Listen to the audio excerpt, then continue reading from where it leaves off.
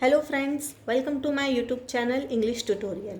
आज जो हम टॉपिक लेके आए हैं वो है जेरेंड का ही सेकंड पार्ट, जिसमें हम डिटेल में बात करने वाले हैं जेरेंड एज ऑब्जेक्ट वर्ब। जैसा कि लास्ट वीडियो में हमने पढ़ा था कि जेरेंड्स के फंक्शंस कितने होते हैं। तो जेरेंड्स के टोटल 4 टाइप्स के फंक्शंस होते हैं।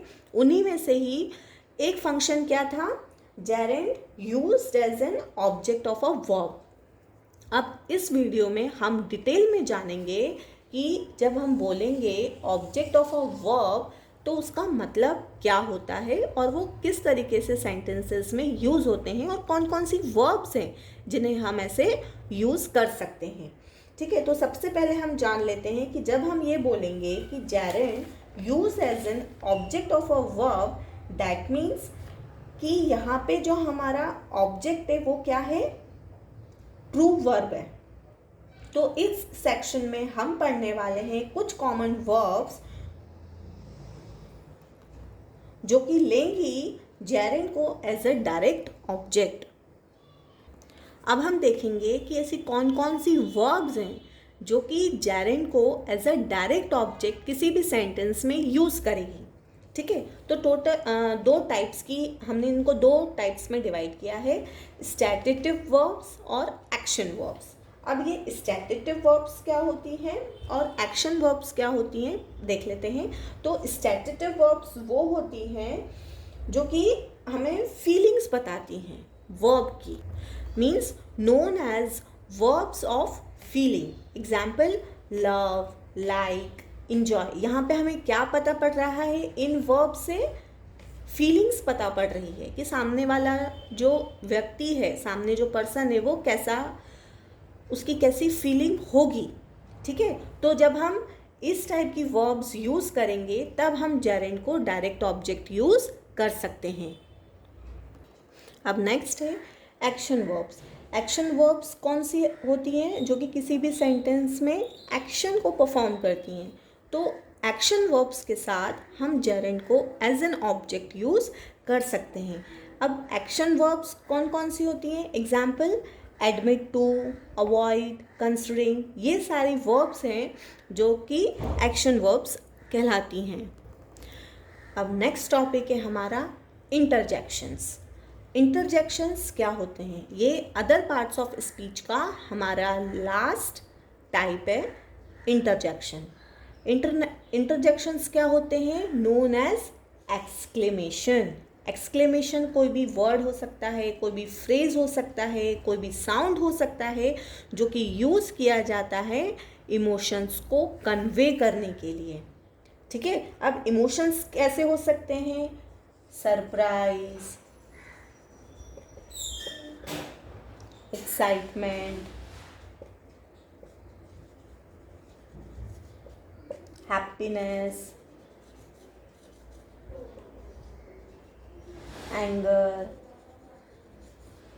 ये हमारे क्या हैं, इमोशंस है। तो इमोशंस को कन्वे करने के लिए जो वर्ड हम यूज़ करेंगे, जो साउंड हम यूज़ करेंगे, वो हमारे क्या कहलाएंगे, इंटरजेक्शंस कहलाएंगे। अब इंटरजेक्शंस कितने टाइप्स के होते हैं, 2 टाइप्स के, प्राइमरी इंटरजेक्शन और सेकेंडरी इंटरजेक्शंस। मतलब हम इमोशंस तो कन्वे कर रहे हैं लेकिन इनको हमने 2 कैटेगरी में डिवाइड कर दिया है, प्राइमरी और सेकेंडरी। अब जब हम प्राइमरी इंटरजेक्शंस की बात करेंगे तो प्राइमरी इंटरजेक्शंस वो होते हैं, वो सिंगल वर्ड्स होते हैं जो कि डिराइव करते हैं साउंड को और इमोशंस को कन्वे करते हैं। Examples fair, understanding, frustration, disgust, anger, thinking. अब ये हमारे वो इमोशंस हैं जो कि प्राइमरी इंटरजेक्शंस की कैटेगरी में आए हैं, जिसे हम कन्वे करेंगे कोई भी साउंड यूज़ करके। फेयर, जब हमें डर लगता है तो हम कौन सा साउंड यूज़ कर सकते हैं, इन अंडरस्टैंडिंग के टाइम पे हम कौन सा साउंड यूज़ करते हैं। तो वो वाले जो सारे साउंड्स हैं वो हमारे कौन से में आएंगे, प्राइमरी इंटरजेक्शंस में। तो अब ये आता है कि सेकेंडरी इंटरजेक्शंस में क्या आएगा, तो सेकेंडरी इंटरजेक्शंस में वो सारे वर्ड्स, वो सारी क्लासेस ऑफ वर्ड्स डिराइव होंगी जो कि नाउन हो सकती है, एडजेक्टिव हो सकती है या फिर एंटायर क्लॉज हो सकती हैं. Examples: bless you, congratulations, hello, hi, oh my God, what, oh my. तो ये सारे जो हमारे इमोशंस हैं ये कौन सी कैटेगरी में आएंगे? सेकेंडरी इंटरजेक्शन की कैटेगरी में आएंगे. क्यों आएंगे? क्योंकि यहाँ पे ये as a noun, as an adjective या फिर एज एन एंटायर क्लॉज की तरह यूज़ हो रहे हैं. वहीं पे अगर हम प्राइमरी इंटरजेक्शंस की बात करें तो ये यहाँ पे किस तरीके से यूज़ हो रहे हैं? एक सिंपल वर्ड जो कि साउंड को मॉडिफाई कर रहा है. Fair, understanding, frustration, disgust, anger, thinking. Punctuations भी एक टाइप के इंटरजेक्शंस होते हैं. अब पंक्चुएशंस किसकी कैटेगरी में आते हैं? विच स्टैंड अलोन. एग्जाम्पल्स क्या होंगे इनके? Exclamation sign,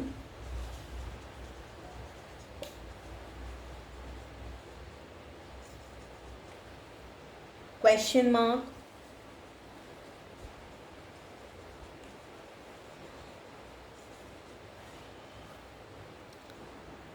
examples hurray, yuck, what. अब यहाँ पे हमने पंक्चुएशंस यूज़ किए हैं, exclamation sign and question mark, जो कि which stand alone is also a type of interjections. That's all for today. If you like my today's video, press the like button and for more videos subscribe to my channel. यहाँ पे हमारी other parts of speech की series finish हो रही है. Next जो हम series लेके आने वाले हैं वो है टेंस की, जिसमें हम 3 टाइप्स के टेंस और उनकी 12 फॉर्म्स के बारे में डिटेल में पढ़ेंगे.